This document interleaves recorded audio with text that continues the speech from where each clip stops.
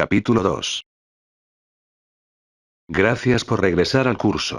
En este capítulo 2 vamos a estudiar de manera efectiva lo siguiente: el funcionamiento del contactor, el arrancador magnético, clasificación de los contactores y los arrancadores magnéticos, designación de los contactores y los arrancadores magnéticos, relevadores de sobrecarga overload o jitter, relevadores térmicos de sobrecarga bimetálico, relevadores térmicos de aleación fusible, y relevadores magnéticos, magnetotérmicos entre otros. Funcionamiento del contactor. Cuando se le aplica una tensión o voltaje a la bobina del contactor, esta queda excitada por la circulación de la corriente, la cual genera un campo magnético que arrastra la armadura móvil, donde están alojados los contactos móviles, haciendo que estos cambien de posición, cierren o abran. Este arrastre de la armadura móvil puede producirse ya sea por rotación sobre un eje, por traslación, deslizamiento paralelamente a la parte fija, por combinación de movimiento, rotación y traslación. Cuando la bobina es desenergizada, el campo magnético desaparece y por efecto de un resorte la armadura móvil es empujada y los contactos vuelven a su posición normal. Los normalmente abiertos abren y los normalmente cerrados cierran. B. El arrancador magnético. Este es un dispositivo del circuito de control similar al contactor magnético en cuanto a partes y funcionamiento, con la única diferencia de que dicho arrancador tiene un elemento adicional que es el relevador térmico de sobrecarga, overload, o jitter. De tal manera que si tomamos un contactor magnético y le adicionamos un relevador térmico, lo convertimos en un arrancador magnético, o por el contrario, si a un arrancador magnético le eliminamos el elevador térmico, lo convertimos en un contactor magnético. Clasificación de los contactores y los arrancadores magnéticos. Según su medio de accionamiento, estos se pueden clasificar en electromagnéticos. En estos el accionamiento se produce por medio de un electroimán. 2. Electromecánico. Su accionamiento se produce por medios mecánicos. 3. Neumáticos. En estos su accionamiento se produce mediante la presión de un gas, por ejemplo, aire. 4. Hidráulicos. En estos el accionamiento se produce por la presión de un líquido. La figura número 3 muestra a los tipos de arrancadores magnéticos. En estas figuras podemos apreciar los contactores y los arrancadores magnéticos. También podemos agregar estos sistemas de protección modernos, que nos permiten convertir a un contactor mecánico en un arrancador magnético. Designación de los contactores y los arrancadores magnéticos. Los contactores y arrancadores de fabricación americana son designados por un cifra o tamaño que determina la máxima corriente que pueden soportar sus contactos. La tabla siguiente muestra la designación de algunos contactores y arrancadores según las normas americanas. Tamaño, 6. Amperaje máximo, 0,0 a 9, 0. 9 a 18, 1. 18 a 27, 2. 27 a 45, 3. 45 a 90, 4. 90 a 135, 5. 135 a 270, 6. 270 a 540, 7.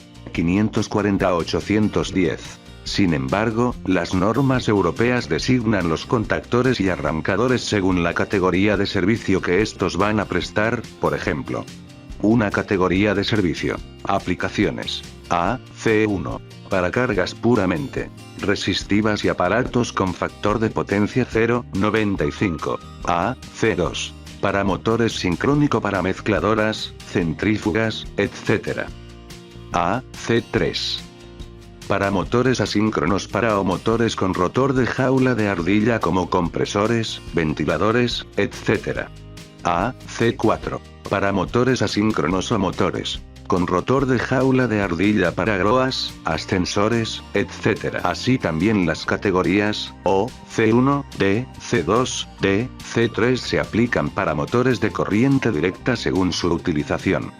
Relevadores de sobrecarga overload o jitter. Son las partes de un arrancador magnético que tiene como misión proteger al motor conectado al arrancador contra sobrecorrientes en marcha sostenida, provocada por bajo voltaje, falla de fase o sobrecarga mecánica del motor. Por tal razón debe instalarse un relevador térmico por cada línea. Existen diferentes tipos de relevadores de sobrecarga, dentro de ellos podemos mencionar relevadores térmicos de sobrecarga bimetálico. Este consiste básicamente de una cinta formada por dos láminas metálicas diferentes soldadas y con coeficiente de dilatación distinto. Debido a esto, cuando una corriente excesiva circula por el elemento de consumo, esta lámina bimetálica se calienta más de lo normal en virtud de las características térmicas de las dos láminas. Esta se curva y al levantarse separa los contactos normalmente cerrados que se hayan conectados en serie con la bobina del arrancado, quedando así interrumpido el circuito de excitación de dicha bobina. Por lo tanto, los contactos principales del arrancador se abren y el motor deja de funcionar. Estos relevadores se diseñan para dos tipos generales de aplicación. En primer lugar, las características de restablecimiento, reset, automático implica una gran ventaja, cuando el motor se haya instalado en un lugar donde el acceso no permite un restablecimiento, reset, manual. En segundo lugar, estos relevadores son ajustables para corriente de disparo dentro de un rango del 85% al 115% de la corriente nominal de placa del elemento de consumo. Relevadores térmicos de aleación fusible. Estos consisten en un elemento integrado a base de una aleación eutéctica, una bobina de calefacción 1 o 2 contactos normalmente abierto y normalmente cerrado y un botón de restablecimiento, reset. Esta aleación eutéctica está hecha de un material que se funde cuando alcanza una temperatura determinada. La corriente circula a través de la bobina de caldeo, la cual envuelve completamente el elemento térmico. Cuando la corriente aumenta debido a la sobrecarga del motor, el calor generado en la bobina funde el material eutéctico de dicho elemento térmico, con lo cual se libera una rueda dentada tipo trinquete que se encuentra sujeta a un eje que al girar abre el contacto normalmente cerrado que se encuentra conectado en una serie con la bobina. Por lo tanto, al desexcitarse dicha bobina se abren los contactos principales y el motor deja de funcionar.